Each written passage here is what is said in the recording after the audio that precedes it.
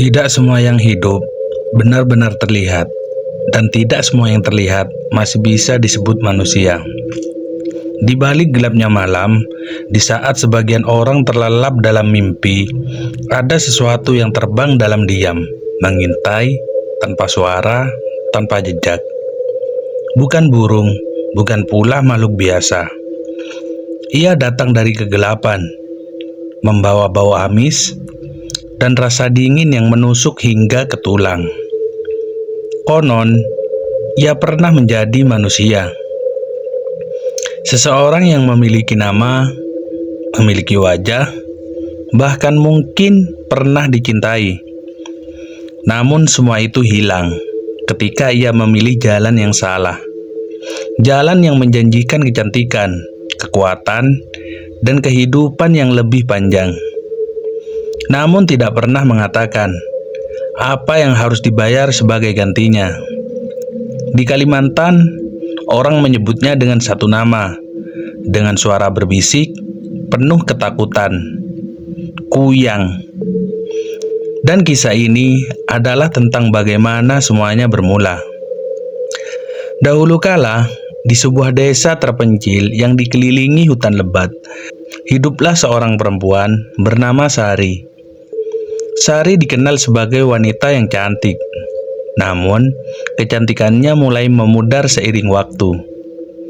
Usia perlahan merampas apa yang dulu menjadi kebanggaannya. Kerutan mulai muncul, kulitnya tak lagi sehalus dulu. Dan sejak saat itu, ketakutan mulai tumbuh dalam dirinya. Ketakutan akan kehilangan, ketakutan akan ditinggalkan, dan yang paling dalam, ketakutan untuk menjadi tidak berarti. Di desa itu, ada sebuah bisikan lama, cerita yang hanya dibicarakan saat malam semakin larut, tentang ilmu terlarang, ilmu yang bisa membuat seorang tetap muda, tetap cantik, bahkan lebih kuat dari manusia biasa. Namun dengan syarat yang tidak pernah diucapkan dengan jelas. Awalnya, Sari mengabaikan cerita itu. Namun rasa takut perlahan berubah menjadi keinginan. Dan keinginan berubah menjadi obsesi. Hingga suatu malam, saat hujan turun tanpa henti, ia memutuskan untuk mencari tahu. Sari berjalan sendirian menuju hutan, mengikuti arah yang pernah ia dengar dari bisikan orang-orang tua. Semakin dalam ia melangkah, semakin sunyi suasana di sekitarnya.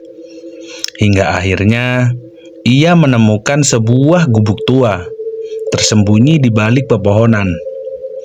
Di dalamnya, tinggal seorang wanita tua, dengan tatapan yang seolah bisa melihat hingga ke dalam jiwa. Wanita itu tidak bertanya banyak, seolah ia sudah tahu tujuan kedatangan Sari. "Kau ingin tetap muda?" katanya pelan. Sari terdiam, namun matanya menjawab semuanya. Wanita itu tersenyum tipis. Semuanya ada harganya. Namun Sari, yang sudah tenggelam dalam keinginannya, tidak lagi peduli. Malam itu, ritual dimulai. Lilin hitam dinyalakan, bentuk lingkaran di tanah. Simbol-simbol aneh digambar dengan sesuatu yang bukan tinta. Dan Sari berdiri di tengah lingkaran itu. Mantra mulai dibacakan. Pelan, lalu semakin keras. Udara terasa berat. Angin berhenti. Dan dunia seolah menahan nafas. Hingga pada titik tertentu, tubuh Sari mulai bergetar. Sakit perlahan menjalar dari dalam. Bukan sakit biasa, tapi seperti ada sesuatu yang memaksa keluar. Dan dalam teriakan yang tertahan, terjadilah sesuatu yang tidak seharusnya terjadi. Tubuhnya terpisah. Kepalanya terlepas dari tubuh, dan dari lehernya menjuntai organ-organ yang masih hidup, berdenyut, bergerak. Namun anehnya, ia tidak mati. Ia tetap sadar, tetap hidup, namun tidak lagi manusia. Sejak malam itu, Sari berubah. Di siang hari, ia masih tampak seperti manusia biasa. Namun saat malam tiba, ia menjadi sesuatu yang lain. Ia terbang tanpa tubuh, hanya kepala dan isi perut yang menggantung. Mencari sesuatu yang tidak bisa ia hindari, darah. Terutama darah dari wanita yang sedang hamil. Karena itulah yang membuatnya tetap hidup. Desa yang dulu tenang mulai berubah. Ibu-ibu hamil jatuh sakit tanpa sebab. Bayi-bayi lahir dalam kondisi lemah. Dan setiap malam terdengar suara aneh seperti dengungan bercampur bisikan. Orang-orang mulai curiga dan akhirnya mereka tahu ketika kebenaran terungkap sudah terlambat. Sari bukan lagi Sari. Ia tidak bisa kembali. Ia terjebak dalam bentuk yang mengerikan, dalam rasa lapar yang tidak pernah hilang, dan dalam kutukan yang terus berlanjut. Orang-orang mencoba berbagai cara untuk menghentikannya. Namun Kuyang tidak mudah dibunuh.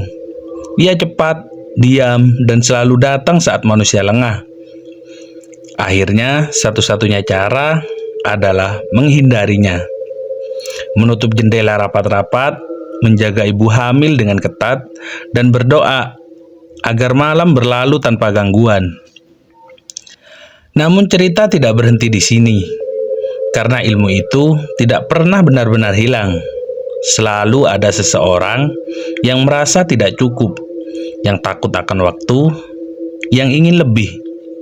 Dan selama keinginan itu masih ada, Kuyang akan selalu lahir kembali dengan wajah yang berbeda, namun dengan kegelapan yang sama. Cerita tentang Kuyang mungkin terdengar seperti legenda, seperti kisah lama yang hanya hidup dalam bisikan dan ketakutan.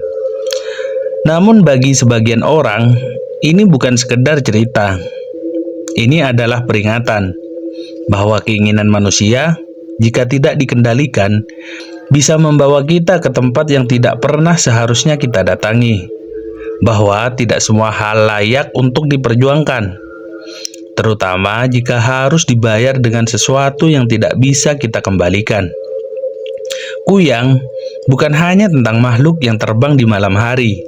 Ia adalah simbol dari manusia yang kehilangan dirinya sendiri, dari ambisi yang melampaui batas, dan dari perjanjian yang tidak pernah benar-benar bisa dibatalkan. Karena sekali kamu melangkah ke dalam kegelapan, tidak semua orang bisa menemukan jalan kembali. Dan mungkin tanpa kita sadari, cerita itu tidak hanya menjadi masa lalu. Karena di luar sana, di tempat yang tidak kita lihat, atau mungkin tidak ingin kita lihat, kegelapan itu masih ada, menunggu dan memperhatikan.